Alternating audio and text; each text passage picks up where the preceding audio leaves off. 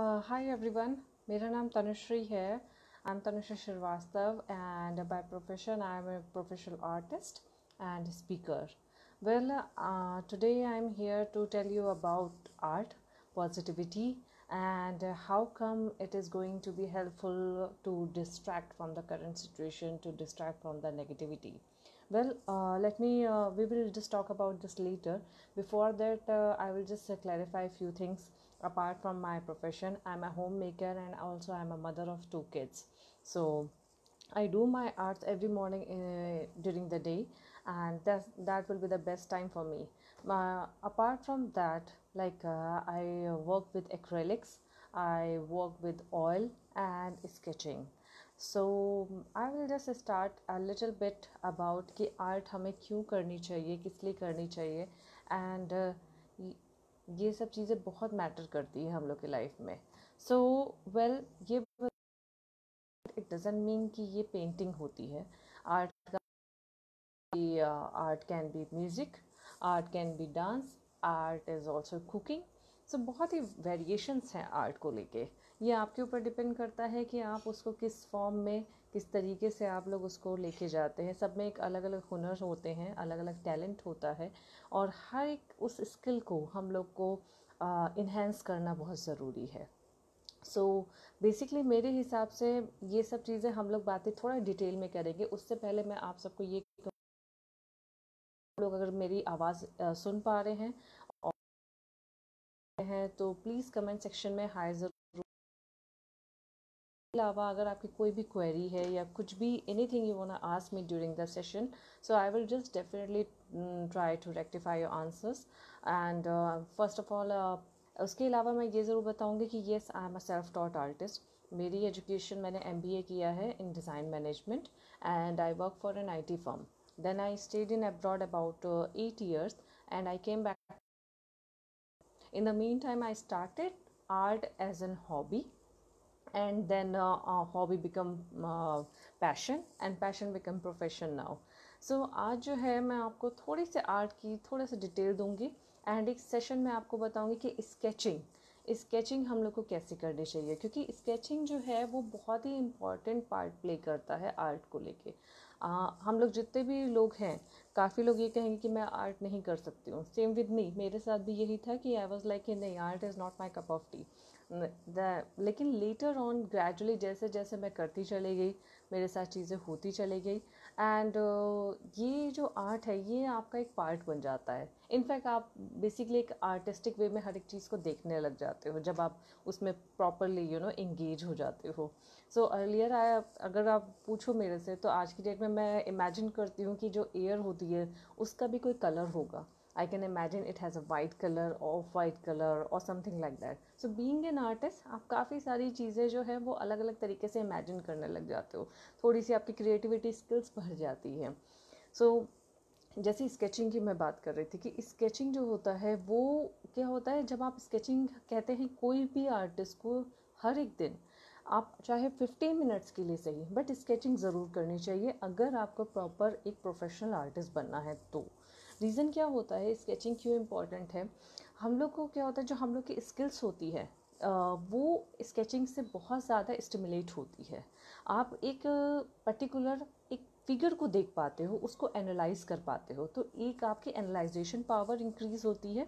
साथ ही में आपको एक जो विजुलाइज करने का तरीका होता है वो आप में इन्हेंस होता है. हम लोग अभी बेसिकली देखते हैं कि हाँ, एक बोर्ड है, एक चीज़, एक कोई ऑब्जेक्ट रखा हुआ है, सो उसको हम लोग उसी ऑब्जेक्ट की तरह देखते हैं, लाइक ग्लास. लेकिन अगर वही चीज़ हम लोग स्केचिंग के एंगल से देखेंगे तो वो जो ग्लास होगा, या कोई भी एक आपको एग्जांपल बताती हूँ, like suppose I do have this cup. So एक नॉर्मल पर्सन उसको एक कप की तरह देखेगा, बट बीइंग एन आर्टिस्ट, लेकिन अगर आप स्केचिंग करते हैं तो हम लोग इसको इस शेप में देखेंगे, like see the outer line, so outer line and this and this and this. So we have to make this outer line. So you will see your way of looking the objects, it's different. So आप उस तरीके से चीज़ों को आप देखने लग जाते हो, एनालाइज करने लग जाते हो, then you start drawing. There are different methods कि आप स्केचिंग को किस किस तरीके से हम लोग कर सकते हैं. एक तो जैसा मैंने आपको बताया वो डायरेक्ट हो गया. एक होता है कि जैसे कई बार हम लोग सही मेजरमेंट नहीं ला पाते हैं, या एग्जैक्ट सपोज करिए कप ही का एग्जांपल लेती हूँ, तो कप में कभी आपका जो सर्किल है और टॉप वाला वो बड़ा हो जाता है, या वो एग्जैक्टली नहीं आता, या साइड के जो कर्व्स हैं उसमें एक बड़ा हो जाएगा एक छोटा हो जाएगा। सो ये सारी चीज़ें को मेजर करने के लिए आपको ये जो स्किल्स हैं, ताकि आप उसको देखते ही आप तुरंत उसको पेंसिल से कॉपी पे आप उतार पाएँ, इसलिए स्केचिंग बहुत इंपॉर्टेंट है। ये हम लोग को रियलाइज़ तब होता है जब हम लोग स्केचिंग करना स्टार्ट करते हैं। मैंने ये चीज़ इसलिए रियलाइज़ करी, जब मैं पहले पेंटिंग करती थी तो उसमें कहीं ना कुछ मुझे कमी लगती थी कि इट्स नॉट परफेक्ट, कुछ तो इसमें है कि कुछ एक क्लियर पिक्चर नहीं आ रही, जो मैं मैसेज देना चाहती हूँ, जो मैं कन्वे करना चाहती हूँ लोगों को अपनी पेंटिंग के थ्रू, वो मैं नहीं कर पा रही थी। बेसिकली देखा जाए तो आर्ट एक ग्लोबल लैंग्वेज मैं कहूँगी, क्योंकि आर्ट से हम लोग अपने कल्चर, अपनी वैल्यूज़, अपने काफ़ी सारी चीज़ें हम लोग आर्ट के थ्रू लोगों तक पहुंचा सकते हैं। ज़रूरी नहीं है कि काफ़ी जगह लैंग्वेज बैरियर्स होते हैं, बहुत लोग होते हैं उनको इंग्लिश भी नहीं आती, काफ़ी कंट्रीज़ में they have their own language, but art एक ऐसी लैंग्वेज है जिसके थ्रू आप कुछ भी कहीं भी अपनी बात को रख सकते हैं। सो इसीलिए बहुत इम्पॉर्टेंट है एक आर्टिस्ट के लिए कि आप जो भी चीज़ कहना चाह रहे हैं वो आपकी पेंटिंग में दिखे। तो अगर ये फीलिंग्स और ये मैसेज नहीं होगा, वो पेंटिंग का कोई फ़ायदा नहीं है। ऑब्वियसली बात है, आप हॉबी के लिए करते हैं, वो एक अलग फैक्टर है, बट मैं बात कर रही हूँ प्रोफेशनल आर्टिस्ट की, जो लोग प्रोफेशनली इस चीज़ को देख रहे हैं, जो अपना करियर देखना चाह रहे हैं। साथ ही मैं कहूँगी कि आर्ट एक ऐसा करियर है जो बहुत ही अमेजिंग है, डिफरेंट है, लेकिन हाँ इसके बायस जो है वो आपको बहुत मतलब डिफ़िकल्टी के साथ मिलते हैं। उतनी आसानी से आपकी आर्ट सेल नहीं होती है, कि क्योंकि क्या होता है, जब भी एक हाउस का या कहीं का किसी का भी इंटीरियर हो रहा होता है, तो आर्ट एक ऐसी चीज़ है जो सबसे लास्ट में आती है। जब सब लोग अपने घर का सारा इंटीरियर कर लेते हैं, तब वो कहते हैं कि चलो कुछ आर्ट लगानी चाहिए, तो वो चीज़ सबसे लास्ट में आती है। और जब ये चीज़ बहुत इंपॉर्टेंट है कि वो जो लास्ट चीज़ है उसको हम लोगों को बीइंग एन आर्टिस्ट पहली चीज़ बनानी है। सो ये बहुत मैटर करता है एक आर्टिस्ट के लिए कि किस तरीके से हम लोग इस चीज़ को आगे तक लेके जा पाए। देन उसके अलावा थोड़ी बहुत जो मैं अपनी बात करूँगी, मैं स्केचिंग की मैंने बोला, एक्रेलिक्स हो गया मेरा, ऑयल्स हो गया, राइट। सो इसमें मतलब काफ़ी चीज़ें ऐसी होती हैं कि हम लोग अलग अलग टेक्निक्स यूज़ करते हैं। सो अभी मैं आपको अभी हम लोग का इंडिपेंडेंस डे आ रहा है जो कल ही है। So wish you happy independence day to all of you. Then उसके बाद नेक्स्ट वीक से हम लोग के गणपति स्टार्ट हो रहे हैं, जो ऑब्वियसली बात है गॉड ब्लेसिंग सबके लिए बहुत इंपॉर्टेंट है, खास करके इस पैंडमिक टाइम में जहाँ पे हम लोग भगवान भरोसे ही चल रहे हैं सबके सब। So these are the things like अभी ये सारी जो चीज़ें हो रही हैं, जो करंट टॉपिक्स हैं बेसिकली, तो जो भी जितने भी आर्टिस्ट हैं उन सबको इन करंट टॉपिक्स पे ज़रूर कुछ ना कुछ ड्रॉ करना चाहिए। रीज़न है, ऑब्वियसली बात है, आपकी अपनी एक हॉबी रहती है। देन उसके अलावा ये भी रहता है कि करंट टॉपिक्स के रिलेटेड बहुत सारे कॉम्पिटिशन्स हो रहे हैं, बहुत सारे प्लेटफॉर्म्स क्रिएट हो रहे हैं जहाँ पे आप अपनी आर्ट को डिस्प्ले कर सकते हो। कुछ फ्री ऑफ कॉस्ट हैं, कुछ पेड हैं, तो बहुत सारी अलग अलग प्लेटफॉर्म्स हैं। लेकिन अगर आप वो करंट टॉपिक पे अगर आप आर्ट नहीं करोगे ना, तो आप उसमें बेसिकली अपना प्लेटफॉर्म नहीं क्रिएट कर पाओगे। सो जो भी आपके जितने भी टॉपिक्स चल रहे हैं, अभी ये चल रहा है, फिर उसके बाद दिवाली आएगी, फिर क्रिसमस आएगा, और भी बीच में बहुत सारी चीज़ें होती रहती हैं। तो जो भी करंट सिचुएशन, करंट टॉपिक्स है, उसको आप ज़रूर करें। दूसरा मैं एक ये मैसेज देना चाहूँगी कि मैंने हमेशा से right from day one positivity पे काम किया है। मेरी जो भी आर्ट आप ले लो, वो हमेशा पॉजिटिव मैसेज के साथ रही है। उसका सबसे बड़ा रीज़न ये रहता है कि कभी भी कोई भी इंसान अगर मेरी आर्ट को बाय कर रहा है, या वो किसी के घर में लग रही है, सो दिस इज़ वेरी इंपॉर्टेंट कि आपका जो वाइब्स हैं उसके घर में वो पॉजिटिविटी जाए। वो चीज़ जाना बहुत ज़्यादा ज़रूरी है, अदरवाइज़ वो पॉसिबल है ही नहीं। कैसे हो पाएगा? आप किसी को रोती धोती पेंटिंग नहीं दोगे और वो लेगा भी नहीं, वो कहेगा मैं ये पेंटिंग क्यों लगाऊं। सो वो बहुत इंपॉर्टेंट है कि वो जो पॉजिटिव है, वो फीलिंग्स हैं, वो ज़रूर जानी चाहिए सामने वाले को। वेल थोड़ा इस पे हम लोग काफ़ी लंबा डिस्कशन करते रहेंगे आगे में भी, क्योंकि ये एक ऐसा है नेवर एंडिंग डिस्कशन है। But let's switch to some work. मैंने एक इंडिपेंडेंस डे पे, जैसा मैंने बोला कि मैसेज बहुत इंपॉर्टेंट है, आप देख सकते हैं मेरी एक पेंटिंग है यहाँ पे जो मैंने फ्रीडम फाइटर्स पे बनाई है इंडिपेंडेंस डे पे। आप देख सकते हैं उसमें एक सोल्जर है, टैंक है, और पूरा मैंने फायर का उसका मतलब एक बैकग्राउंड दिया है। रीज़न ये है कि हम लोग के जो फ्रीडम फाइटर्स हैं वो किस तरीके से सरहद पे जाके जो फाइट करते हैं हम लोग के रक्षा के लिए, आज हम लोग जो यहाँ सेफ़ हैं, एक दूसरे से बात कर रहे हैं, एक दूसरे के साथ चीज़ें इंजॉय कर रहे हैं, thanks to them. So this is my way कि उनको मैं थैंक करूँ। मैंने इसमें किसी को भी ये नहीं दिखाया है कि हाँ वो उसकी डेथ हो गई है या फिर वो मतलब कुछ उनको हार्म हो गया है। देखिए मतलब एक फाइटिंग स्पिरिट इस पेंटिंग में मैंने दिखाई है कि इनकी तरह हम लोगों में भी वो फाइटिंग स्पिरिट होनी बहुत ज़्यादा ज़रूरी है, क्योंकि हर एक पर्सन अगर हम लोग हर एक मिल के ना बहुत कुछ कर सकते हैं। तो जैसे ये लोग बिना सोचे समझे अपने देश के लिए, हम लोगों के लिए अपने जान पे खेल रहे हैं। सो हम लोग तो बहुत कुछ कर सकते हैं, हम लोग तो आराम से इनकी बदौलत आराम से बैठे हुए हैं। सो क्यों नहीं करना चाहिए। सो ये जो मेरी पेंटिंग है ये प्रॉपरली मैं इसको डेडिकेट करना चाहूँगी इंडिपेंडेंस डे के लिए।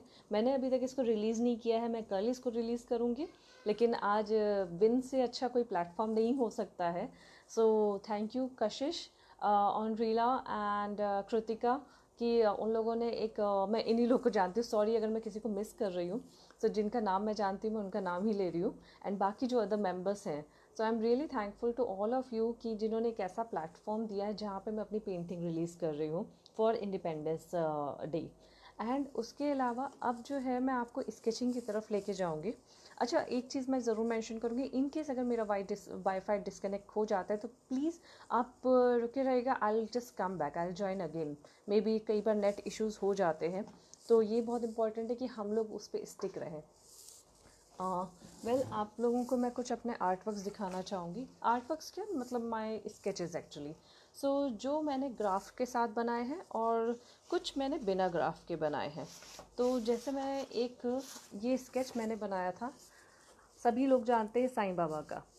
ये प्योर एकदम पेंसिल आर्ट है, इसमें मैंने कोई चारकोल यूज़ नहीं किया है, कोई इसमें ग्रेफाइट यूज़ नहीं किया है, nothing. It's purely my pencil art. So ये चीज़ जो है मैंने ग्राफ की हेल्प से बनाया है, क्योंकि ग्राफ से क्या होता है आपका जो करेक्शन हो, मतलब ड्राइंग में कभी मिस्टेक्स नहीं आएगी, एकदम करेक्ट ड्राइंग होती है, वो बहुत इम्पॉर्टेंट है। सो एक ये है। देन उसके बाद ये वाली जो मेरी आर्ट है ये मैंने बिना ग्राफ के बनाई है, शिव जी की। जब ये हमारी महाशिवरात्रि थी उस टाइम पे मैंने ये बिना ग्राफ के ये बनाई थी। एंड एक ये मुझे थैंकफुल एक इंटरनेशनल प्रोजेक्ट मिला था पोर्ट्रेट बनाने के लिए। उस पर मैंने ये उनका पोर्ट्रेट बनाया था, जो वहाँ पे ये हमारी कोविड हीरो हैं जो यूएस में गरीबों की मदद कर रही हैं उस टाइम पे जब खास करके लोगों को बहुत ज़्यादा ज़रूरत है। तो she is one of the covid hero, so I got that assignment from the US and I am really glad to be part of that thing. And ये जो हमारे राम जी हैं, आप देख सकते हैं अभी जो हमारा 5 अगस्त को जो अयोध्या में हमारा राम जन्मभूमि पे हुआ, एंड उसके ओकेजन पे मैंने ये स्केच बनाई थी जो कि संस्कार भारती वालों ने अपने उनको बहुत अच्छी लगी और उन्होंने इस चीज़ को डिस्प्ले किया। So I am really grateful to them कि उन्होंने ये सारी चीज़ें करी है। ये सारा मैंने बाद में बिना ग्राफ के बनाया है। ये मैंने कृष्णा जन्माष्टमी पे। सो ये मेरे कुछ स्केचेस हैं, मैं ज़्यादा स्केचेस नहीं दिखाऊंगी, आप लोग बोर हो जाओगे। तो अभी हम लोग चलते हैं कि स्केचेस में क्या क्या टूल्स यूज़ होते हैं और क्या चीज़ें इम्पॉर्टेंट है। वेल इसमें सबसे ज़्यादा इम्पॉर्टेंट होते हैं कि आपको देखा जाए तो being an artist pencil, rubber, eraser, eraser, pencil, scale and sharpener, these are the things which are very important and required. But उसके अलावा भी बहुत सारी चीज़ें होती हैं जो हम लोग नहीं ध्यान देते। मैं यहाँ बात कर रही हूँ प्रोफेशनल आर्टिस्ट एंड बिगनर्स की। ये बिगनर्स को स्केचिंग कैसे स्टार्ट करनी चाहिए और जैसे जैसे आप राइज करते जाते हो, प्रोफेशनल बनते जाओगे, वैसे वैसे आपको क्या क्या टूल्स की ज़रूरत पड़ेगी, वो बहुत इंपॉर्टेंट है। सो आज जो है, आज मैंने ये चूज़ किया है, ये मैंने प्रिंट आउट निकाला है। आज हम लोग कोशिश करेंगे, मैं ये तो नहीं कह सकती कि इस चीज़ को मैं कंप्लीट कर पाऊँगी, बट या I will try my best कि जितना ज़्यादा मैं आपको इसकी जो टेक्निक है कि हम लोग इस चीज़ को किस तरीके से कर सकते हैं, कैसे कंप्लीट कर सकते हैं, किस तरीके की शेडिंग दे सकते हैं, कहाँ कहाँ किस तरीके से शेडिंग को नोटिस करना चाहिए, वो बहुत इंपॉर्टेंट है। सो ये चीज़ें हम लोग अभी धीरे धीरे स्टार्ट करेंगे।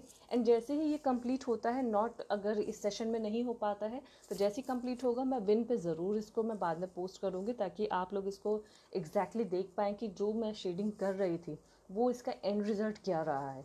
So let's go for my kit. This is my sketching kit. आप देख सकते हैं H&B, और इसमें ये सारे टूल्स हैं जो मैं आपको अब बताने वाली हूँ कि हम लोग ये क्या क्या टूल्स रहते हैं, क्या क्या चीज़ें किस तरीके से यूज़ होती हैं। Just give me a minute, मैं अपना जो कैमरा है उसका डायरेक्शन चेंज कर रही हूँ, उसको मैं अपोजिट साइड में कर रही हूँ, so it would be easier for you कि आप लोग पूरा एग्जैक्टली अच्छे से देख पाएंगे। Just give me a moment.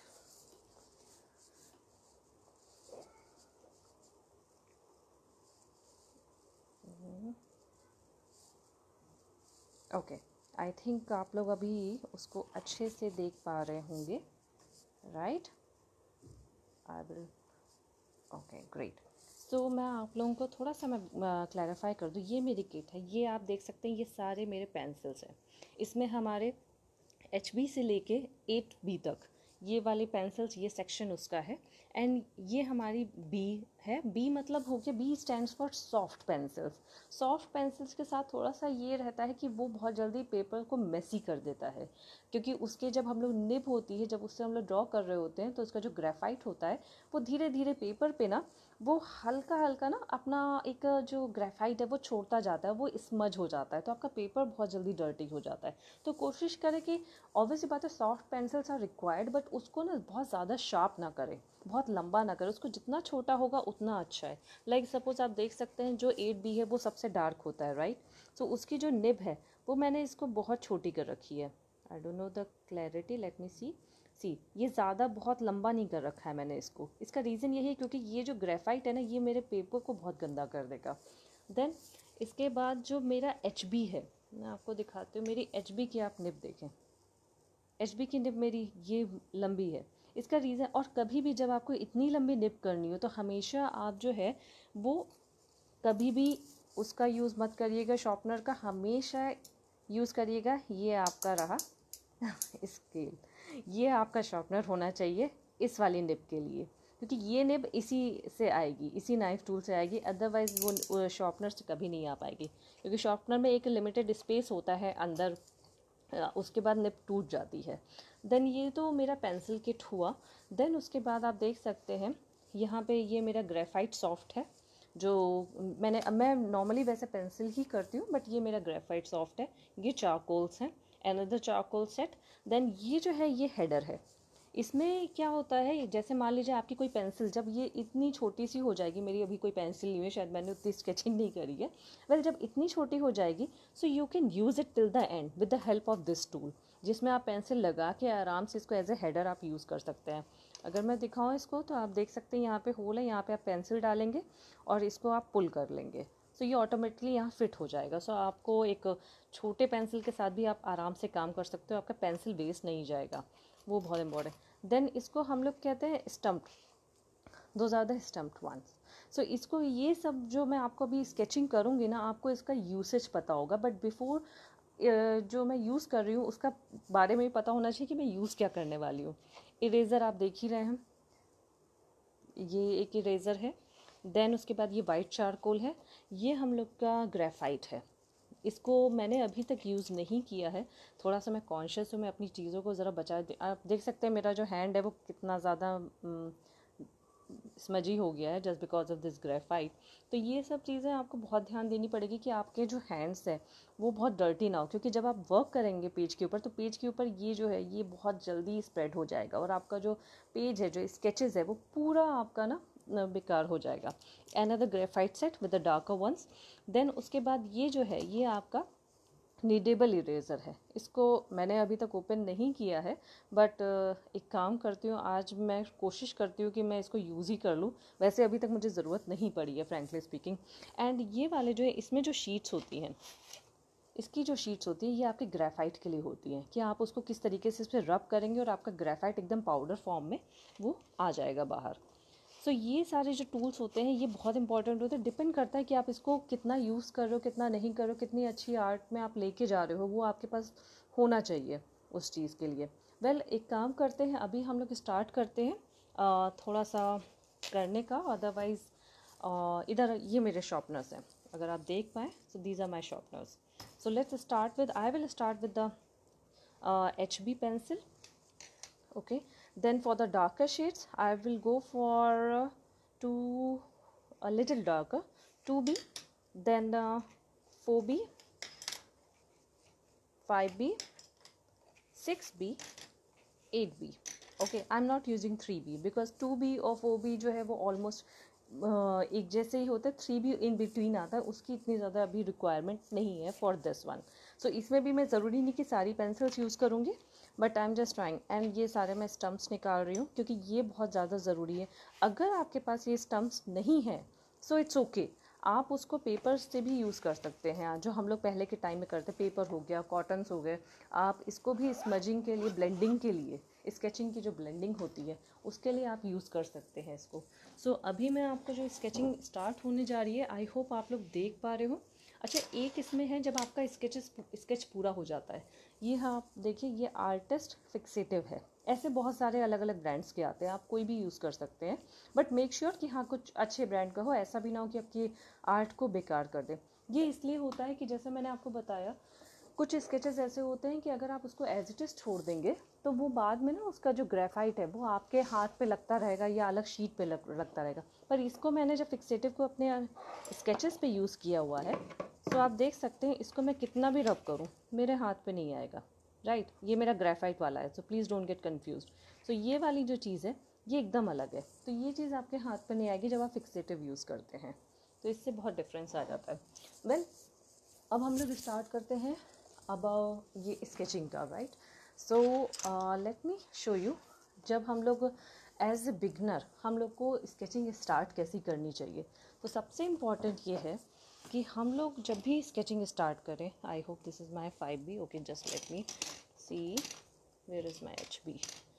Okay great, just give me a minute. Yes, here you go. Okay, so आप देख सकते हैं मैंने ये पहले से थोड़ा सा ड्रॉ करके रखा है, क्योंकि इसमें जो ये ग्राफ हम लोग बनाते हैं इसमें आपको लग जाता है ऑलमोस्ट 1 आवर. सो फिर फालतू में उतना टाइम मैं ग्राफ के पीछे आप लोग को फिर मैं कुछ बता नहीं पाती.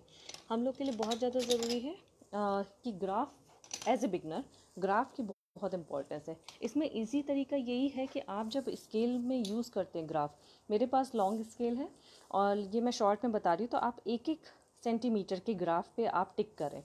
जैसे मान लीजिए एग्जांपल, ये 1-1 सेंटीमीटर के ये जो क्यूब्स हैं ये चारों तरफ से 1-1 सेंटीमीटर के हैं. आप इधर से कर लीजिए 1 सेंटीमीटर, आप इधर से कर लीजिए तो भी 1 सेंटीमीटर. तो हर एक ग्राफ जो है वो मेरा चारों साइड से वो 1-1 सेंटीमीटर का है. इसमें क्या होता है, ये बहुत ही आसान है. इसमें आपको जो एग्जैक्ट ड्राइंग है वो आपको पता लग जाएगी कि आइज़ जो है वो कहाँ पे होगी, नोज़ जो है वो कहाँ पे होगी.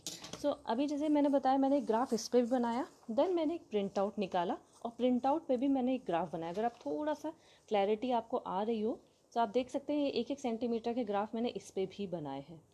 Right, so let me share with you more. अब जैसे मैंने ग्राफ बना लिया, अब आप इस पे देखिए मैंने इस पे नंबर्स लिखे हुए हैं 1 2 3 4 टिल ये कहाँ तक आएंगे, ये 20 तक आएंगे. और इसको मैंने क्या किया, 20 तक करके लास्ट वाला जो ब्लॉक है जहाँ पे मैंने अनदर सेट ऑफ नंबर्स लिखे हैं दिस पे, वहाँ पे मैंने वो वाला ब्लॉक छोड़ दिया. मैंने 21 नहीं किया, मैंने केवल 20 तक किया. तो ये कॉर्नर वाला हम लोग को ब्लॉक ज़रूर छोड़ना है, ये ऑलवेज रिमेंबर दैट. तो इस चीज़ का ज़रूर है, एक साइड पे हम लोग को ज़रूर छोड़ना है. राइट, तो इससे आपको आइडिया रहेगा. अब लाइक यहाँ पे 20 किया मैंने, वही सेम चीज़ मैंने यहाँ पे कर ली. 1 to 20, 1 to 20 here, 1 to 20 here, like 1 to 28 and 1 to let me show you 28 here. So आप देख सकते हैं कि ये जो है एग्जैक्ट मैंने इसी की कॉपी करी है. अगर इसको हम लोग वाइस वर्सा करें, सपोज़ आप ये कहते हो कि पहले हम लोग इसका मेजरमेंट लें, हम लोग इसके अकॉर्डिंग करें. राइट, कि मैं पहले क्या करती हूँ, मैं इस पे ग्राफ बनाती हूँ कि ये सारे, अगर हम लोग को इसको इस साइज़ में दिखाना है, पूरे उसमें दिखाना है, तो सपोज़ करो आपने यहाँ पे हम लोग ने 20 कर लिया. अब हम लोग को ये पूरा जो लेंथ है ना, ये पूरी लेंथ को 20 में डिवाइड करना पड़ेगा. तब आप 1-1 सेंटीमीटर में नहीं करोगे, तब आप इसको पूरी लेंथ को, सपोज़ करिए ये जो पूरा है इसको हम लोगों को, ये पूरा आपका आएगा अबाउट 29 लमसम. ओके, ऑलमोस्ट और 28, ओके 29, फाइन। सो 29 को आपको बेसिकली 20 ब्लॉक्स में डिवाइड करना पड़ेगा इक्वली। सो वो जो मेजरमेंट आता है, वो जो लेवल आता है, वो बात का आता है। पहले हम लोग एक ड्राइंग जो है वो करेक्ट होना बहुत ज़्यादा ज़रूरी है, तो पहले हम लोग उस पर फोकस करें, बाद में इस चीज़ पे फोकस करेंगे। तो ये अगर आपको बड़े साइज़ में बनाना है कि इस चीज़ को हम लोग इतने बड़े फॉर्म में ले आए या इससे भी बड़े फॉर्म में ले आए, तो जितने आपके यहाँ नंबर्स हैं उसका आप लेंथ आप इसमें मेजर करोगे और उसको आप उतने पार्ट्स में डिवाइड कर लोगे। देन इसके बाद अभी बिहार तो मैं एक जनरल आपको बता रही हूँ। इसके बाद हम लोग इसकी बात करते हैं। अब देखिए, अगर मैं इसको हम लोग को करना कैसे है, ये बहुत इम्पॉर्टेंट है। अब मैंने यहाँ से स्टार्ट किया इसको, यहाँ मैंने मार्क लगा रखा है, तो यहाँ पे भी मैंने मार्क लगाया हुआ है। ये देखें, ये वाला एक मेन इसका जो है, यहाँ से स्टार्टिंग है, गणेश जी की हेड है, राइट।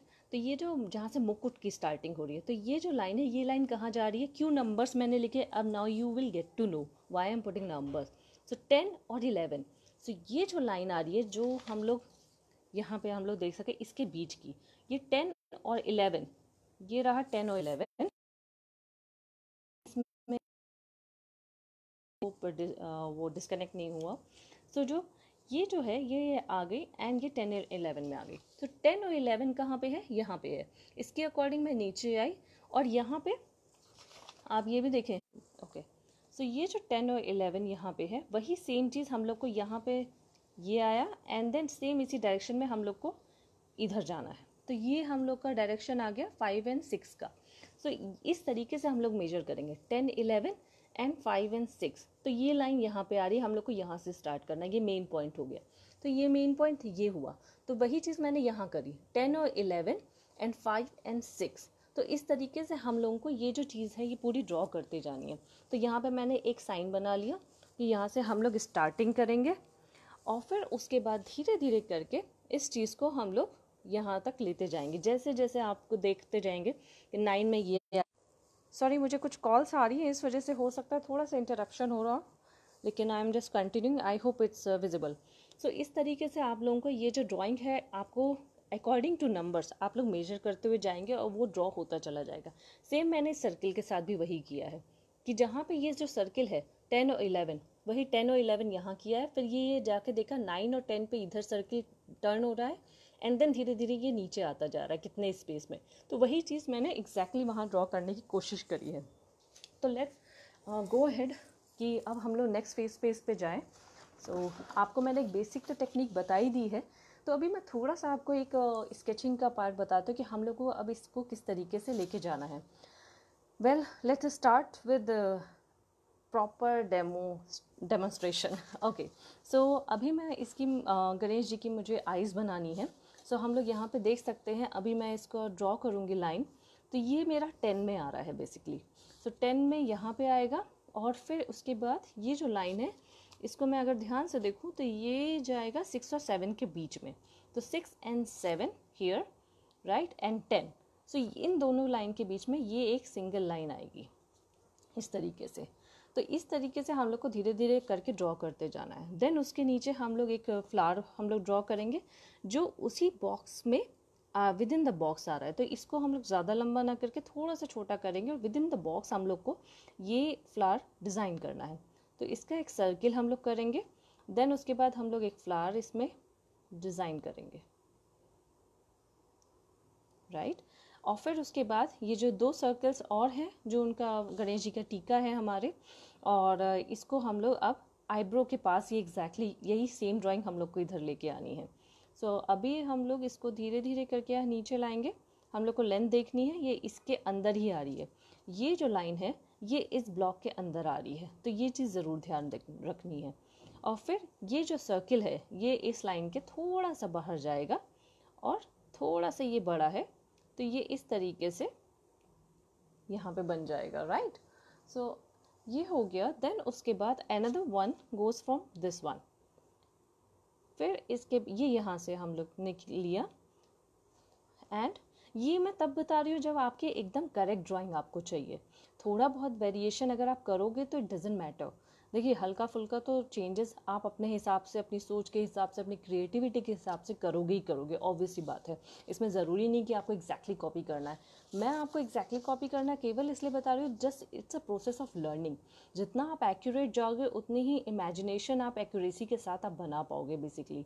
सो ये बहुत इंपॉर्टेंट है कि आप उस चीज़ को कितना फोकस करते हो एक ड्राइंग को, क्योंकि उससे क्या होगा, जितना आप करेक्ट ड्राइंग बनाओगे, आपकी विजुअलाइजेशन, आपकी इमेजिनेशन, आपकी ड्राइंग, वो सब उतनी ही करेक्ट होती जाएगी। ये बहुत इंपॉर्टेंट है स्केचिंग के लिए। वेल ये जो चीज़ मैं कर रही हूँ, इसको आप देखेंगे, ये ज़रूरी नहीं है कि हम लोग को हर एक चीज़ को ऐसे ही जैसे मैंने किया है वैसे ही करो। आपकी अपनी ओन क्रिएटिविटी है, आपका ओन तरीका है। किसी का अलग तरीका होता है, कोई डायरेक्टली बना लेता है, बिना ग्राफ के भी बना लेता है, एज ए बिगनर ऑल्सो। मैंने जब स्टार्ट किया, जैसे मैंने बताया मैं सेल्फ टॉट आर्टिस्ट हूँ, तो मैंने इसी तरीके से स्टार्ट किया है। तो मुझे एक हैबिट पड़ गई है कि हाँ मुझे ऐसे ही करना है। सो अभी जैसे ये चीज़ मैं ड्रॉ करती जा रही हूँ, आप देखते जा रहे हैं। फिर इसमें मैं यहाँ आइज़ का स्टार्ट करूँगी। ये अगेन यहाँ पे 10 एंड 11, ये 11 से ऊपर आ रहा है, राइट। सो अब मैं इसको यहाँ पे लेके आ रही हूँ, एंड ये 13 पे, ये 13, okay. So 13 is this block and 10 and 11 this one. So I'm just taking this one, start from here, and it goes like this. Okay, great. Sorry but I am just pleasing my self. जब मुझे अच्छा लगता है कि हाँ मैंने कुछ अच्छा कर लिया है, मुझे खुद भी यकीन नहीं आता कि मैंने सही ड्राइंग बनाई है कि नहीं बनाई, बट बन जाती है तो I am very happy actually. So मुझे मेरे मुँह से ऑटोमेटिकली ग्रेट निकलता रहता है। ऑब्वियसली बात है कि वो ड्राइंग ज़रूरी नहीं कि हमेशा सही हो। मेरे भी स्केचेस आज भी ख़राब हो जाते हैं कई बार, लेकिन ये है कि हाँ उतने ख़राब नहीं होते जितना पहले होते थे। सो आप देख सकते हैं मैं हर एक चीज़ को कोशिश कर रही हूँ कि मैं जितना मेजर करके जितना क्लोज उसको लेके जा पाऊँ, राइट। एंड ये जो इनकी आई बॉल्स है गणेश जी की, ये हम लोग यहाँ से स्टार्ट करेंगे and it will go like this. और ये हम लोग हल्का सा, ओके गुड, परफेक्ट। सो अगर हम लोग अब इसकी बात करें तो हम लोग को अब शेडिंग किस तरीके से स्टार्ट करनी है वो बहुत इंपॉर्टेंट है। सो लेट्स स्टार्ट फ्रॉम हियर। ये मैंने आपको एक सैम्पल बताया कि आईज़ और आईब्रोज और किस तरीके से शेडिंग करना है, किस तरीके से ड्रॉ करना है। सो अभी मैं थोड़ा सा पार्ट आपको जो है वो बेसिकली ब्लेंडिंग का और स्केचिंग का करके बताती हूँ कि हम लोग अब इसको किस तरीके से। तो एचबी से स्टार्ट करते हैं। जहाँ पे आप देख रहे हैं ये थोड़े से डार्कर शेड्स हैं, राइट। सो डार्कर शेड जो है, ये जो पार्ट है वो ये पार्ट है इन दोनों का, एंड इसके नीचे जो ये पूरा पार्ट है ये पूरा ये डार्क वाला है। सो मैं अब, और हाँ एक सबसे इम्पॉर्टेंट चीज़ है जो मैं बताना भूल गई हूँ, हमेशा जब आप शेडिंग करना स्टार्ट करें तो पेंसिल को आप जितना पीछे से होल्ड करेंगे उतना अच्छा रहेगा। तो कोशिश करें, क्योंकि क्या होता है, एक एग्जाम्पल आपको दिखाती हूँ छोटा सा। अगर हम लोग इसको यहाँ से होल्ड करते हैं तो लाइन कहाँ जाती है, इतनी सी, राइट। आपने, हम लोग को अपने रिस्ट से नहीं बनाना होता है, हम लोग कभी भी अपने रिस्ट से ड्रॉ नहीं करेंगे, अपने आर्म से करते हैं। So don't draw with your wrist, always draw with your arm and at the back. See how long I can draw. So this is a difference. So वही चीज़ इस शेडिंग के साथ है। मैं जैसे यहाँ शेडिंग करने जा रही हूँ तो इसको मैं थोड़ा मैंने पीछे से पकड़ा है और मैं अपने आर्म से बना रही हूँ। सो कोशिश करना है कि हम लोग कितना डार्क, कितना क्लोज ले पाते हैं, ले जा पाते हैं एक्चुअल पिक्चर के।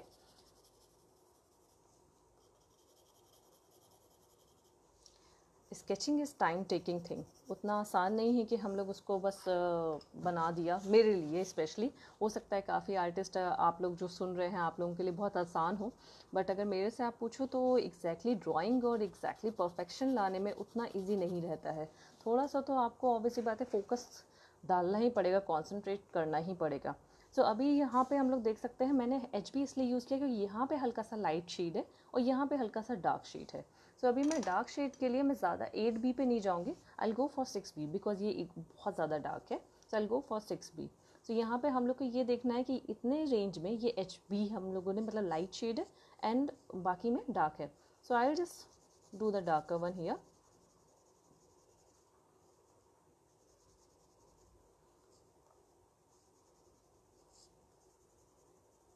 ये आप प्लीज़ अगर आपको कोई भी इससे रिलेटेड कोई भी क्वेश्चन हो या कुछ भी क्वेरी आ रही हो या कहीं आपको लग रहा हो कि हाँ ये चीज़ सही नहीं जा रही है, वो सही नहीं जा रहा है, तो आप कमेंट बॉक्स में मेंशन कर सकते हैं। क्योंकि ये आर्ट एक ऐसी चीज़ है कि हर किसी का एक अपना टेक्निक, अपनी सोच होती है। हम लोग को बहुत ज़रूरी है कि सीखने की भी, मुझे भी, कि आर्ट एक नेवर एंडिंग चीज़ है। हर स्टेज पे हम लोग सीखते चले जाते हैं। इसमें कोई ऐसा नहीं है कि एंडिंग हो कि हाँ मैं सीख चुकी हूँ या मुझे बहुत कुछ आता है। हमेशा हर एक स्टेज पे हम लोग सीखते चले जाते हैं। और आर्ट देखने से बड़ा अच्छा लगता है। मे बी आप लोग भी काफ़ी एक्साइटेड होंगे कि इसका एंड रिज़ल्ट क्या आएगा। इसको मैं कोशिश,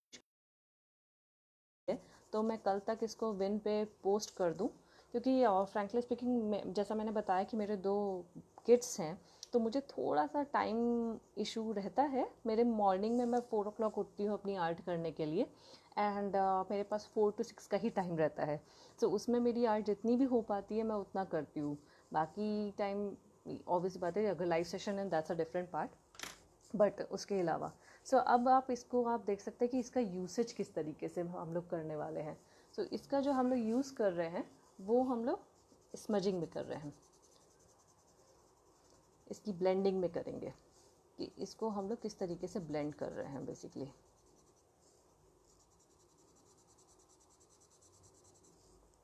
थोड़ा सा थिन है तो हम we will go for the thinner one. जो हम लोग पहले के टाइम में जब पेपर्स यूज़ करते थे, इफ़ यू रिमेंबर, जहाँ पे हम लोग के काफ़ी आर्टिस्ट को मैंने पहले देखा है जो बहुत सारे शीट्स ऑफ पेपर्स या कॉटन को यूज़ करते थे ब्लेंडिंग करने के लिए, वहीं आज की डेट में उसी के फॉर्म में ये आ गया है, ताकि आपको एक ईजी रहता है इसको ब्लेंड करने में और बहुत ही अच्छे शेड्स आ जाते हैं आपके।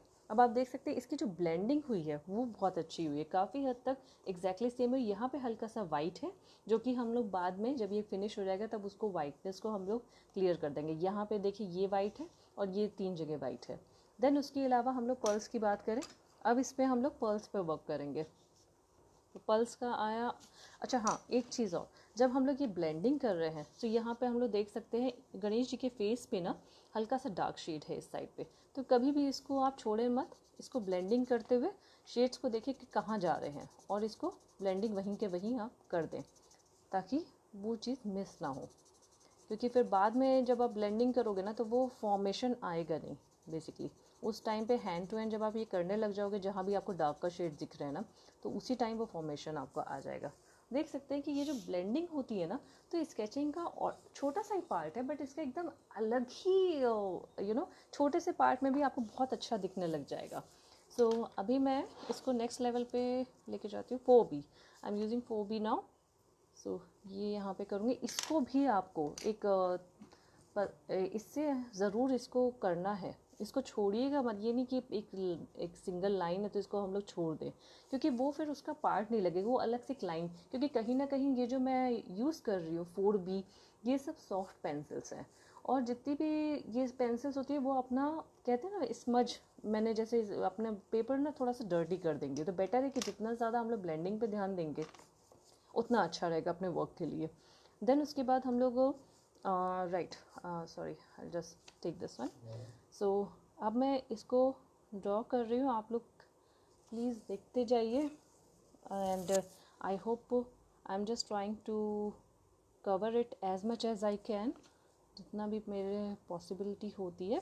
अब यहाँ पे मैं दोबारा से इसको HP लूँगी, बिकॉज यहाँ पे हल्का सा लाइटर शेड है और ये डार्क है।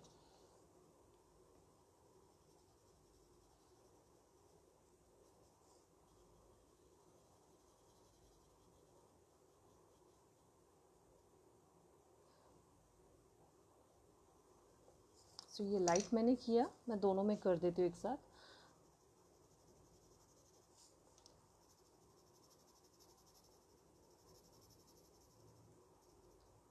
जब भी मैं यहाँ से पेंसिल होल्ड करती हूँ तब जो पोर्शन है वो थोड़ा डार्क हो जाता है, और जब मैं पीछे से थोड़ा सा होल्ड करती हूँ उसको बैक साइड से, तो वो जो पोर्शन है वो लाइट रहता है।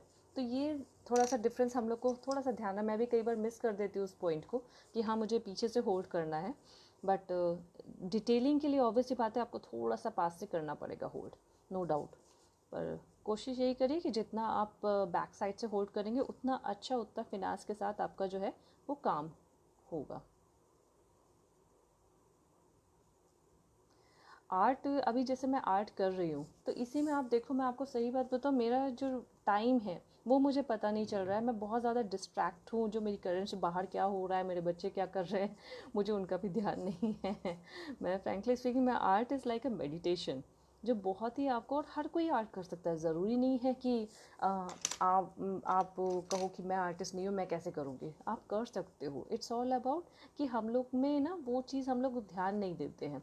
अगर ज़रूरी नहीं है कि आपको बहुत ही ज़्यादा कुछ एकदम ऐसा बनाना है कि बस अब तो यही करना है। कुछ भी बनाओ, एनीथिंग, एप्पल बना लो, क्यूब्स बना लो, यहाँ से आप स्टार्ट करो, बट करो ज़रूर प्लीज़। ये बहुत ज़्यादा इम्पॉर्टेंट है कि आप जो आर्ट आर्ट किसी भी फॉर्म में कर लो, आप म्यूज़िक कर लो। कई बार आपने सोचा होगा कि हम लोग जब म्यूज़िक सुनते हैं, खासकर कि जैसे पार्टी सॉन्ग सुन लिया, तो कितने हम लोग पार्टी मोड में आ जाते हैं।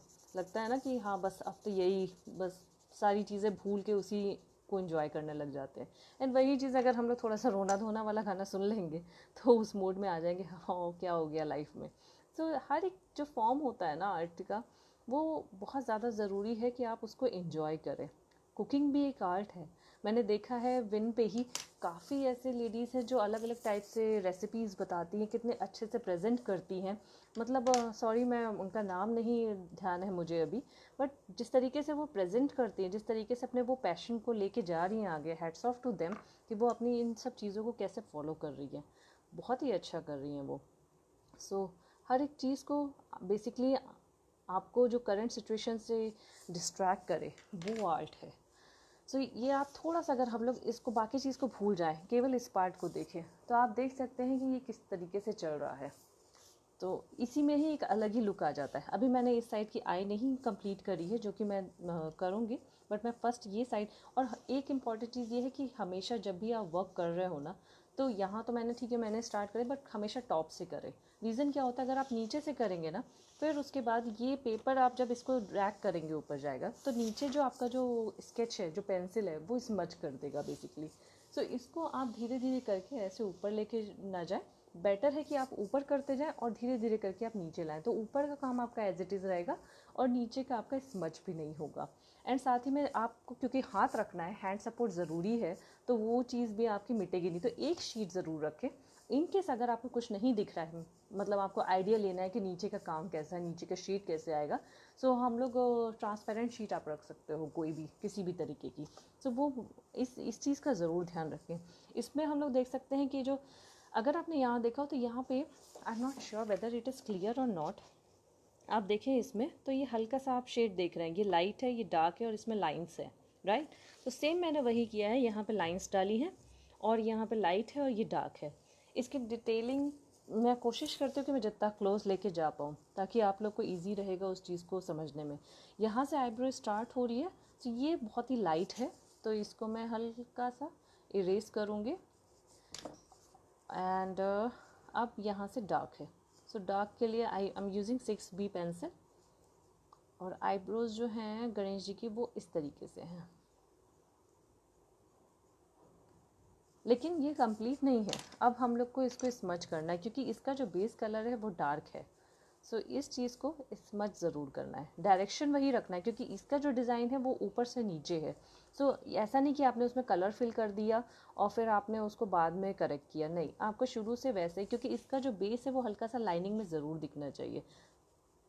तो ये चीज़ ज़रूर आप ध्यान रखें कि वो जिस भी डायरेक्शन में उसकी किसी भी पिक्चर्स की जो भी डायरेक्शन में दिखाया गया, आपको उसी में ही वो वर्क करना है।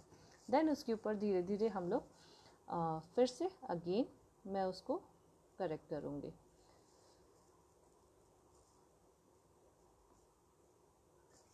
ये आप देखिए, सेम इधर भी वही चीज़ रहेगी आपकी।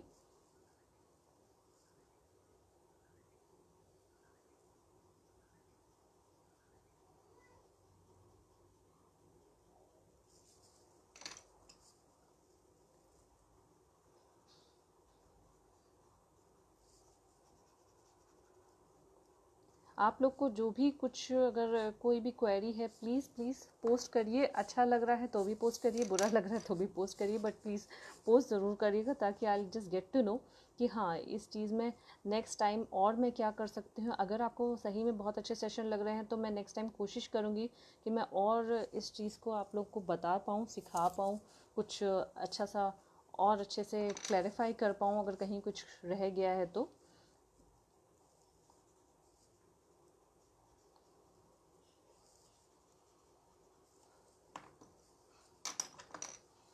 सो इस चीज़ की फिनांस देना बहुत ज़रूरी है। जो सबसे इम्पॉर्टेंट ये है कि आप में पेशेंस होना बहुत ज़रूरी है।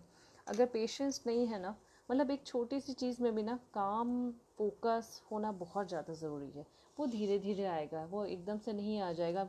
मेरा भी कई बार नहीं रहता है ध्यान, लेकिन वही है कि आपको जो है जब काम करना होता है तो ये बहुत इम्पॉर्टेंट है कि आप किस तरीके से उसको कर रहे हो। अगर आपका मान लीजिए ये चीज़ बहुत ज़्यादा डार्क हो गया है तो इसको आप हटा भी सकते हो, रिमूव कर सकते हो। इन केस अगर आपके पास नहीं है, टर्न योर शीट एंड रब हियर। तो जितना भी वो डार्कनेस है ना वो थोड़ी सी कम हो जाएगी। और सपोज़ करो आपके पास नहीं है ये चीज़, स्टम्प आपके पास नहीं है, तो इसको आप इस तरीके से कर सकते हो and again it is much better now. And इसको फिर आगे जो है आप शेडिंग में यूज़ कर सकते हो।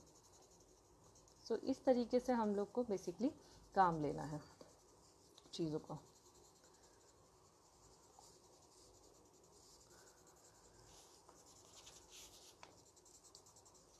अभी मैंने यहाँ पे आइज़ कंप्लीट नहीं करी है, सो मैं सोच रही हूँ मैं इसको कंप्लीट कर ही लेती हूँ अकॉर्डिंग टू ग्राफ, क्योंकि मैंने सारी चीज़ें उसी में करी हैं। सो इसको भी मैं ग्राफ के अकॉर्डिंग ही करूँगी।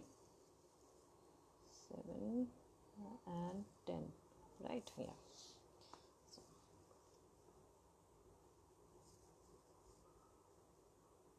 मैं थोड़ा सा लाइट शेड यूज़ कर रही हूँ। हो सकता है आपको विजिबिलिटी उतनी क्लियर ना आ रही हो, लेकिन ये कभी भी डार्क पेंसिल्स हम लोग बेसिक उसमें हम लोग यूज़ ना करें तो अच्छा है। क्योंकि क्या होगा जब डार्क होगा ना, तो अगर इन केस गलत हो गया और आपको इरेज करना पड़ गया, सो फिर वो आप नहीं कर पाओगे। वो कहीं ना कहीं वो उसका जो निशान है वो छोड़ जाता है उस पर।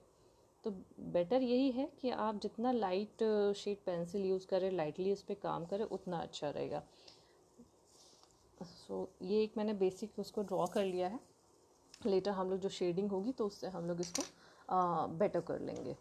सो let's start with the shading again. Sorry, यहाँ पे हम लोग देख रहे हैं इस साइड पे थोड़ा डार्क शेड है और इस साइड पे बहुत लाइट शेड है। तो लाइट शेड का मतलब ये नहीं होगा कि मैंने एकदम वाइट छोड़ दिया उसको।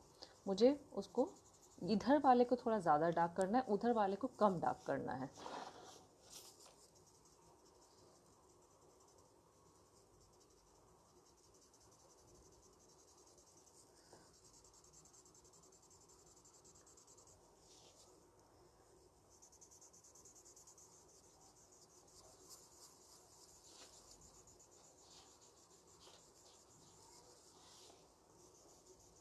इसको हम लोग एक बेसिक स्केचिंग कर देंगे ताकि ये जो पीछे के जो आपने ग्राफ बनाए हैं वो ऑटोमेटिकली स्मज हो जाएंगे और आपको इसको इरेज करने की भी ज़्यादा ज़रूरत नहीं पड़ेगी। इन केस बहुत ज़्यादा डार्क, ऑब्वियसली बात है मैंने थोड़ी डार्क लाइन्स इस पर करी हैं ताकि आप लोग को विजिबिलिटी रहे उस ग्राफ की।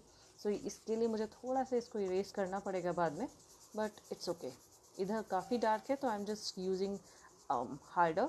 थोड़ा सा मैं हार्ड प्रेस कर रही हूँ ताकि ये साइड जो है काफ़ी डार्क शेड में आ सके। इसमें भी अगर हम लोग देखें तो अलग अलग डार्क शेड्स हैं। ये थोड़ा ज़्यादा डार्क है, ये कम डार्क है, ये बहुत ही ज़्यादा डार्क है। तो ये भी हम लोग को साथ में फोकस रखना है कि हाँ कहाँ पे बहुत ज़्यादा डार्क है, कहाँ पे बहुत कम डार्क है। तो इस तरीके से ये मैंने अभी हल्की शेडिंग करी है इस साइड, क्योंकि लाइट है तो we will do it later. अभी हम लोग इस साइन पे जाएंगे।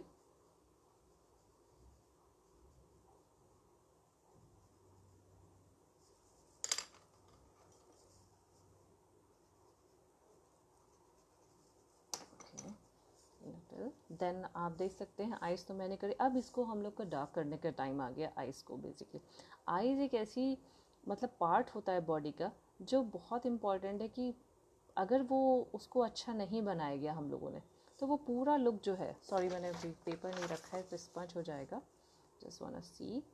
सो ये बहुत इम्पॉर्टेंट है कि हम लोग आइज़ पे किस तरीके से काम करते हैं। आप देख सकते हैं थोड़ा सा मैंने शेड दिया है और अब इसको मैं स्मच करूँगी क्योंकि यहाँ पे ये पूरा ही डार्क है।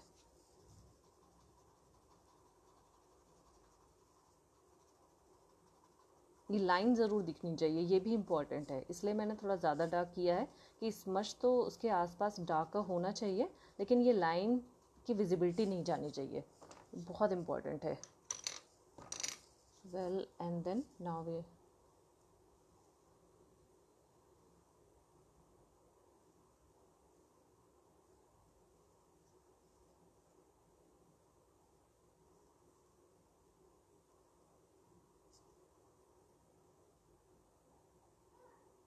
इसमें हम लोग को आइज़ में वाइट ज़रूर देखना है कि वाइट कहाँ पे है, जो हम लोग की आई बॉल्स में वाइटनेस रहती है वो बहुत इंपॉर्टेंट है।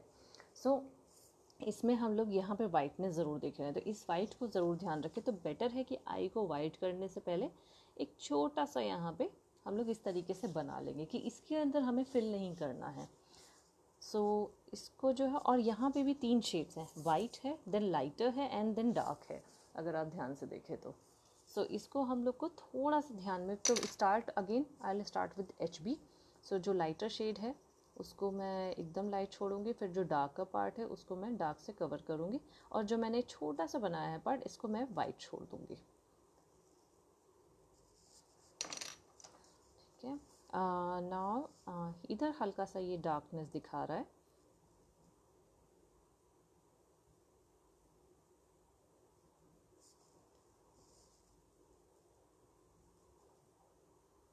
हम लोग को स्केचिंग, इसीलिए मैं कहती हूँ कि स्केचिंग क्यों इम्पॉर्टेंट है, क्योंकि आप देखो एक एक डिटेलिंग जो है ना वो कितनी ज़्यादा बारीक है, छोटी छोटी चीज़ें कितनी बारीक है बेसिकली। ये कई बार क्या होता है कि ये चीज़ थोड़ा सा बाहर आ जाती है, अगर ये बाहर आ रही तो प्लीज़ इसको निकाल के आप सीजर से आप इसको कट कर दीजिए या हटा दीजिए, क्योंकि ये चीज़ आपको बहुत डिस्टर्ब करती है ड्यूरिंग स्केचिंग। सो इसको हल्का सा आप हटा सकते हो। सो ये मैंने इसको हल्का सा, और वो वाइट पार्ट को मैंने एकदम उसको टच भी नहीं किया है। आउटर लाइन बहुत इम्पॉर्टेंट है।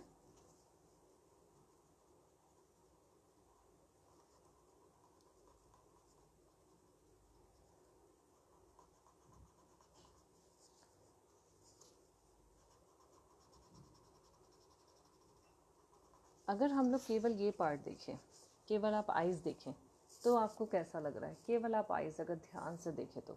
सो ये जो क्लोजनेस आ रही है ना, क्लोज टू, मैं ये नहीं कहूँगी बहुत अच्छा, क्योंकि अभी वो कंप्लीट नहीं हुआ है, इसमें आईलैशेस बाकी हैं, डार्क शेड्स बहुत सारे बाकी हैं, लेकिन इसकी जो क्लोजनेस है वो बहुत इंपॉर्टेंट है।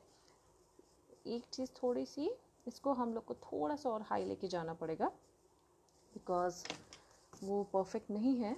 Well let me use my, okay, 8, I'm using 8B now because it should be dark. Yes, यहाँ पे जो हम लोग को ब्लेंडिंग करनी होती है, स्मजिंग करनी होती है, उसके लिए 8B परफेक्ट पेंसिल है, मतलब सॉफ्ट पेंसिल्स बेसिकली परफेक्ट होती है, क्योंकि उसको जो उसके ग्रेफाइट्स होते हैं ना वो हम लोग बड़ी आसानी से ना उसको ब्लेंड कर लेते हैं।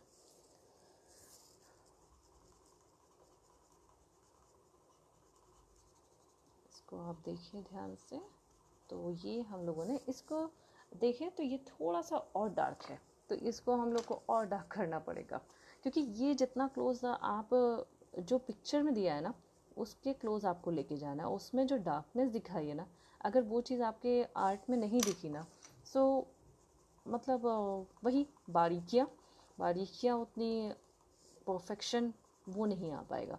तो इसको जितना आप डार्क कर सकते हो उतना आप डार्क करो, लेकिन हाँ ये लाइन जो है वो विजिबिलिटी ख़त्म नहीं होनी चाहिए, लाइन ज़रूर दिखनी चाहिए।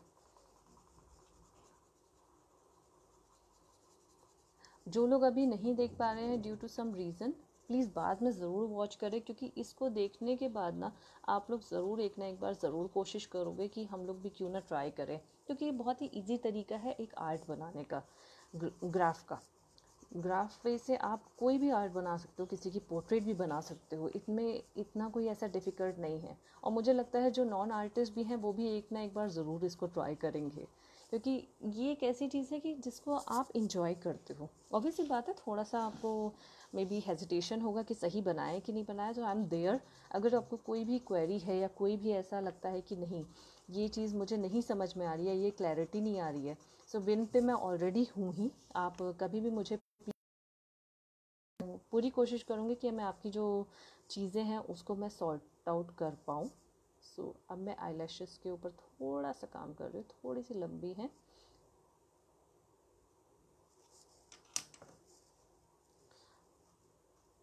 इन केस आपको लगता है कि हाँ वैसे तो देखिए एग्जैक्टली जो जैसी पिक्चर है वैसे ही बनाना चाहिए, बट इन केस आपको लगता है कि नहीं ये चीज़ मुझे अच्छी नहीं लग रही है, ऐसा पिक्चर नहीं होना चाहिए, या इस तरीके से जो फोटोग्राफ में दिख रहा है इससे मैं बेटर कर सकती हूँ, तो प्लीज़ गो अहेड। वो उससे अच्छा कुछ नहीं हो सकता कि अगर आपकी जो इमेजिनेशन है वो आप उसको उसके और अच्छे से, वो आपकी जो इमेजिनेशन होगी वो आई एम श्योर वो उससे कहीं ज़्यादा बेटर होगी जो आपकी पिक्चर है। सो अपने इमेजिनेशन को, अपनी क्रिएटिविटी को ज़रूर बढ़ाएं। यहाँ मैं ये इसलिए कर रही हूँ साइन बिकॉज आप देख सकते हैं यहाँ पे हल्का डार्क है ये चीज़, तो ये एग्जैक्टली फिर वही कि एग्जैक्टली मैं कोशिश कर रही हूँ कि मैं जितना कॉपी कर पाऊँ, जितने क्लोज ला पाऊँ, ताकि आप लोगों को उतना इजी रहेगा अंडरस्टैंड करने में कि हाँ मैं करना क्या चाह रही हूँ एग्जैक्टली।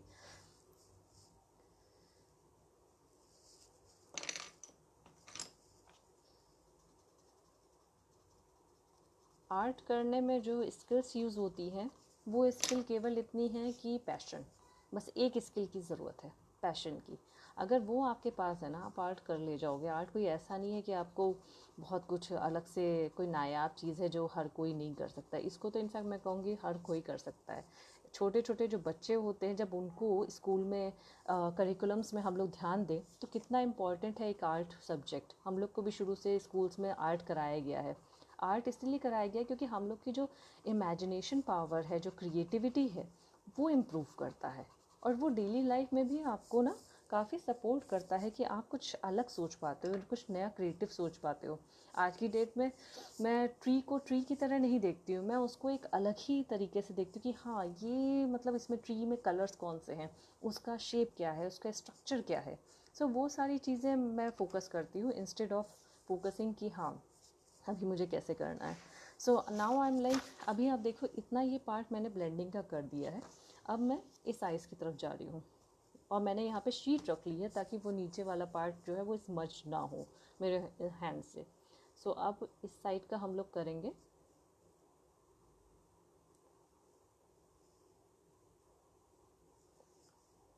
ये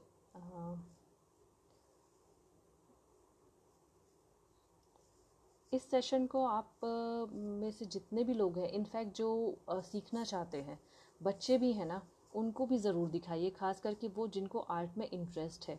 बिकॉज़ क्या होता है कि हम लोग को ये जो मैं सही बात बोलूँ, मुझे खुद भी आज तक कोई ऐसा, हो सकता है हो, पर मैंने जितना इसको ढूंढा है मुझे कोई भी ऐसा नहीं मिला है जहाँ में मुझे इतनी ज़्यादा डिटेलिंग बताई गई हो। सो ये इसमें जिस तरीके से मैं थोड़ा सा डिटेलिंग इसलिए बता रही हूँ क्योंकि मुझे पता है, मैंने बहुत सर्च किया था जब मुझे बहुत ज़्यादा ज़रूरत थी इतनी डिटेलिंग की। फिर मैंने बुक पढ़ना स्टार्ट किया, बुक में थोड़ा सा और समझा, चीज़ों को जाना मैंने, एंड वो धीरे धीरे पढ़ते पढ़ते मुझे इतनी डिटेलिंग का पता चला। और आज जो है मैं इस चीज़ को आप लोगों को तक पहुंचा पा रही हूँ, आप लोग को बता पा रही हूँ। सो ये बहुत इंपॉर्टेंट है कि एक एक पॉइंट ऐसा होता है आपको पता नहीं होता कौन सी राइट बुक है, क्या चीज़ है। अगर आपको बुक का रेफरेंस चाहिए I can give you that as well, because being an artist मुझे पता है कि आर्टिस्ट लोगों को हर चीज़ में ज़रूरत किस किस जगह पे कैसे कैसे ज़रूरत पड़ती है। सो इस चीज़ का प्लीज़ हेजिटेट ना करें। आप लोग को जो भी पूछना है, जैसे भी जब भी कोई भी क्वेरी हो करें, जैसे ही मेरे अवेलेबिलिटी होगी मैं बिल्कुल आप लोग को रिप्लाई करूँगी। लेकिन हाँ प्लीज़ ये चीज़ ज़रूर बच्चों को दिखाएं क्योंकि बहुत ज़्यादा ज़रूरी होती है। बड़ों को अभी भी जो सिचुएशन चल रही है हम लोग की कोविड की, अगर आप लोग थोड़ा सा आर्ट करें, म्यूज़िक डांस जो भी आप लोग को सही लग रहा है करें, ये करें। अगर ये सेशन देख रहे हैं इसमें इंटरेस्ट है तो ये करें, इस सेशन के थ्रू कुछ नया क्रिएट करें। जब आपकी खुद की क्रिएशन आपको दिखेगी ना, आप खुद बहुत प्राउड फील करोगे कि वाओ। ड्यूरिंग कल को आप फ्यूचर में जब यही सब याद करोगे कि हाँ हमने कोविड के ड्यूरिंग हमने ये किया, और हो सकता है आपको खुद एक लगे कि अरे वाह मेरे पास ये भी स्किल है जो मैं पहले नहीं जानती थी, मुझे नहीं पता था कि मेरे पास ये है। बट हाँ, ये सारे जो हैं, और कोई भी जो भी पर्सन लेट आ रहा है या किसी को भी कुछ भी है इशू, कोई प्रॉब्लम नहीं है, ये सेशन ऑब्वियस बात है विन पे सेव रहेगा। सो आप लोग इसको ज़रूर देखें। और इसका जो फुल डिटेलिंग है, मैं कोशिश करूँगी कि मैं इसको रिकॉर्ड कर पाऊँ और आप लोगों को इसकी जो डिटेलिंग है वो मैं आपको वीडियो के थ्रू आप लोग को बता पाऊँ। कोशिश तो मेरी यही रहेगी, आई होप कि मैं कर भी पाऊँ। बाकी मैं ट्राई यही कर रही हूँ कि मैं जितना यहाँ से कवर कर सकती हूँ, जितना आप लोगों को बता सकती हूँ, I am trying my level best. सो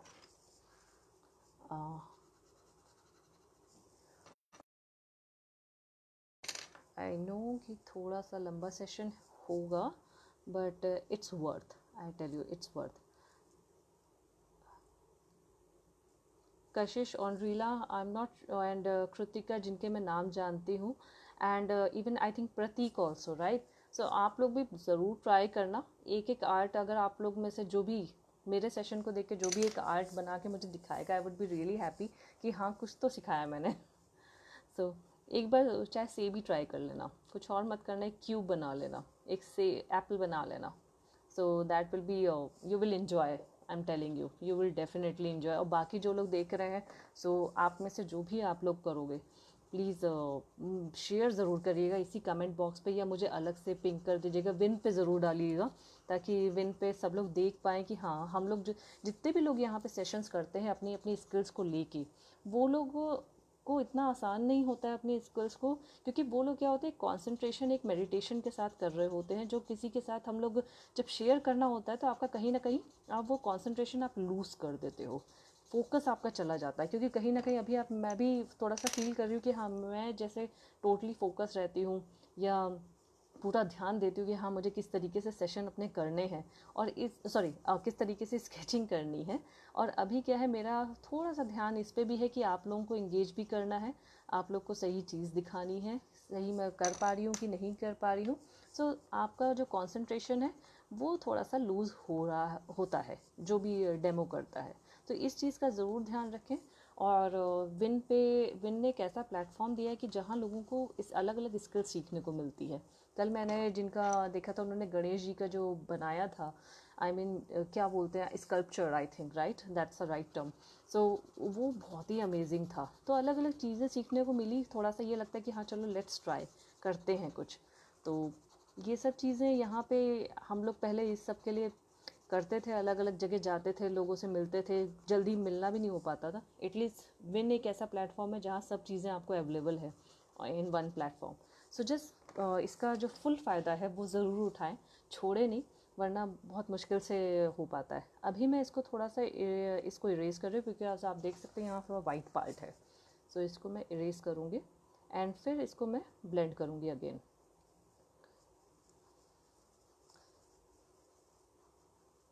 ये केवल आइज़ का जो पार्ट है ये डार्क है, बाकी पूरा आप देख सकते हैं वाइट है। सो इसको हम लोग को थोड़ा सा, अब हम लोग का असली चैलेंज ये होता है कि हाँ एग्जैक्टली जो सेम इसमें दिखाया गया है वो आए। मेन जो पार्ट, जो गणेश जी का जो मेन पार्ट है, भगवान गॉड को हम लोग को, गॉड एक ऐसे हैं जो मैं हमेशा से डरती थी बनाने के लिए कि कहीं उनके साथ मैं ऐसा ना हो कि इनजस्टिस कर दूं कुछ गलत बना के। लेकिन जब मैंने बनाना शुरू किया, फिर उसके बाद जैसे जैसे बनता चला गया, अब लगता है कि इनसे ये एक अलग ही आपको एक क्या बोलते सपोर्ट करते हैं आपकी चीज़ करने के लिए। सो बहुत इंपॉर्टेंट है। मेरे पास एक्चुअली मेरी एक शीट थी, आई एम जस्ट ओके, या आई सॉ दैट। मैंने एक इसी कवर में एक शीट आई है जिसको मैं आराम से जब आप इरेज करते हो तो उससे हटा लो ताकि वो स्मज ना हो। अब आप देख सकते हैं वाइट और ये डार्क पार्ट।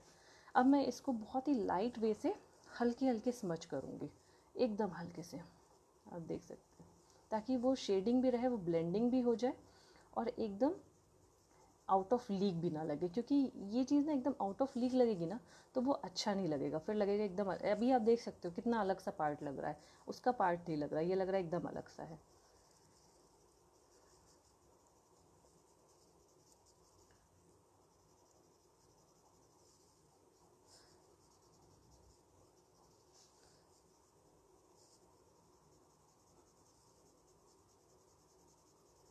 सो आप देख सकते हैं मैं इसको कोशिश कर रही हूँ कि मैं इसमें हल्का हल्का इसको ब्लेंड करूँ, इसका पार्ट मैं इसको बना पाऊँ।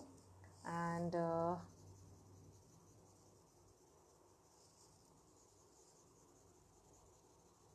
आई होप आप सब लोग इंजॉय कर रहे हो इस सेशन को और कुछ नया सीख रहे हो, जिससे आप लोग को मज़ा आ रहा हो। यहाँ पे थोड़ा डार्क है तो मैं इसको ऑलरेडी इसको थोड़ा सा डार्क कर दूँगी, बाकी ये ऑलरेडी और ये थोड़ा सा लाइट जाएगा सारा। और इसको मैं कोशिश कर रही हूँ कि मैं इसको इसमें ब्लेंड कर पाऊँ इस साइड पे।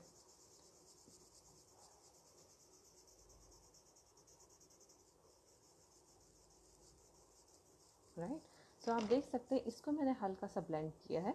और जब भी आपके जो स्टम्प्स हैं, अगर वो ना हो, आपकी फिंगर है, आपके पास पेपर है, कई बार क्या होता है स्टम्प्स भी एग्जैक्ट एक्यूरेटली मतलब मुझे एकदम परफेक्ट, क्योंकि मेरे पास अभी क्या है जो मैंने किट ली है उस पर ये 3 स्टम्प्स है, 3-4 स्टम्प्स और आते हैं। स्टम्प्स का एक अलग सेट आता है जिसमें इससे थोड़ा सा थिन होता है, इससे थिक भी होता है, और इन सब से भी थिनर होता है, और इन सब से भी थिक होता है। तो बहुत सारे अलग अलग वेराइटीज़ आते हैं। मेरे पास यही 3 है। जो टूल मुझे इस वक्त चाहिए वो नहीं है, so I am using my finger with pushing towards the paper and blending, you can see. So you can see a white and this part, okay. Then I'm just trying to uh, mix blend this one because this is थोड़ा सा ये अलग सा part लग रहा है जो कि इसमें भी है, बट आप देख सकते हैं कि बहुत ज़्यादा वो अलग दिखना भी चाहिए। वो वाइटनेस जो है जो फोटोग्राफ में है वो इसमें आनी बहुत ज़रूरी है।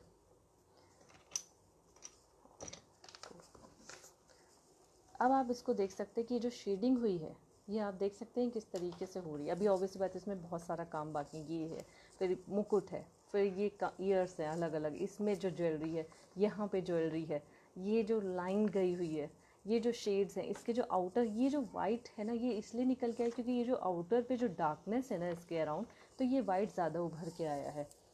तो आप देख सकते हैं कि इसमें बहुत ज़्यादा काम है, इतना आसान नहीं है कि ये बस आज के आज हो जाएगा। लेकिन हाँ, कोशिश यही है कि हाँ इसको मैं अगेन आप लोग को जितना शेयर कर पा रही हूँ, I am trying my level best कि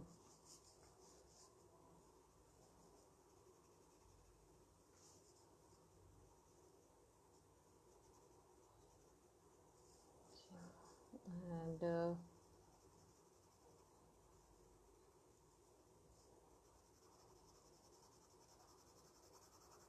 मैं थोड़ा सा अपना हैंड थोड़ा सा, क्योंकि डिटेलिंग में ऑलरेडी आप लोग के साथ शेयर कर चुकी हूँ, अब मैं कोशिश कर रही हूँ कि मैं थोड़ा सा इसको पास लेके जा सकूँ। यहाँ पे ज्वेलरी आएगी तो हम लोग को ये पार्ट छोड़ना है इसको। सो ये मैं इसलिए दिखा रही हूँ ताकि आपको जो इनर में जो गणेश जी की ये जो पार्ट है ये आपको दिखेगा कि इसको किस तरीके से हमें और लाइफ में हम लोग किस तरीके से वो निकल के आ रहा है।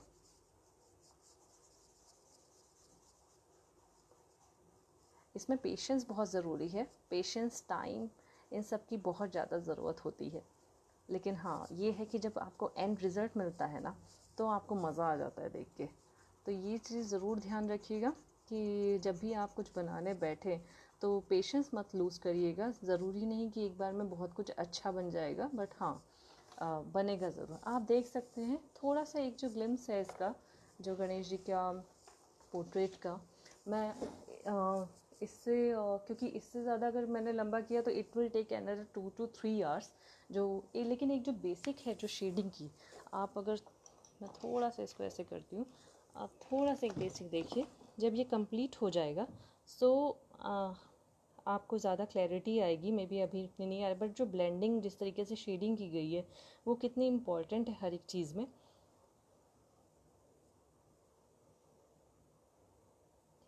अगर आप देखें तो ये जो फ्लावर है ये अभी स्टिल बाकी है, इसको ब्लेंड नहीं किया गया है except for the centre one. जो इसके पेटल्स हैं उसको अभी तक ब्लेंड नहीं किया है। तो छोटी छोटी बारीकियाँ हैं जो हम लोग को अभी भी करनी बाकी है, वो इतने में नहीं हो पाएगा। बट आप देख सकते हैं कि ये चीज़ जो है कितना किस तरीके से हम लोग कर रहे हैं। इसको मैं अभी यहीं पे मैं वाइंड अप करना चाहूँगी क्योंकि ये बहुत ही लंबा काम है, इसके लिए मुझे बहुत ही अलग से टाइम चाहिए। एंड ओके, सो नाउ आप लोग वापस मुझे देख सकते हैं। Sorry, just a minute. Okay, so हाँ, मैं सॉरी, मैंने बहुत सारे कमेंट्स मिस कर दिए हैं। बहुत सारे आप लोगों की कोई क्वेरी होगी, अगर वो मिस कर दिए तो आई एम सो सॉरी। मैं कोशिश करूँगी बाद में जितने भी कमेंट्स आए हैं उसको मैं देख के और आप लोगों को उसका रिप्लाई कर पाऊँ और आप लोग को बता पाऊँ कि जो भी चीज़ें हैं। रेस्ट मैंने आपको ऑलरेडी बता दिया है। Tanu Akash is my FB name. विन पे आपको मैं आसानी से मिल जाऊँगी। कोई भी इश्यूज़ हैं, कोई भी क्वेरी है, प्लीज़ जस्ट आप कमेंट बॉक्स में डालिए। एंड जैसे ही ये मेरा फिनिश होता है मैं विन पे ज़रूर इसको पोस्ट करूँगी, ताकि आप लोग इसका फाइनल जो आउटकम है ना वो आप देख पाएँ। एंड आई होप आप लोगों ने इन्जॉय किया उस सेशन को। I am really glad to be part of this again. I am thankful to win कि इतना अच्छा प्लेटफॉर्म दिया। आज शायद ये फर्स्ट टाइम है कि मैं किसी को लाइव स्केचिंग सिखा रही हूँ। मैंने अभी तक कोई वर्कशॉप नहीं करी है, बट इसके बाद मुझे कॉन्फिडेंस आ गया है कि हाँ, मैं कोई वर्कशॉप भी कर सकती हूँ। So yes, I am just looking forward to this and looking forward to your comments. And I hope अगर आप में से कोई भी एक अगर इससे सीख के कुछ टेक्निक्स यूज़ करके मुझे अपनी कोई स्केच भेज पाए, so I am really looking forward to this. कोई भी हो प्लीज़।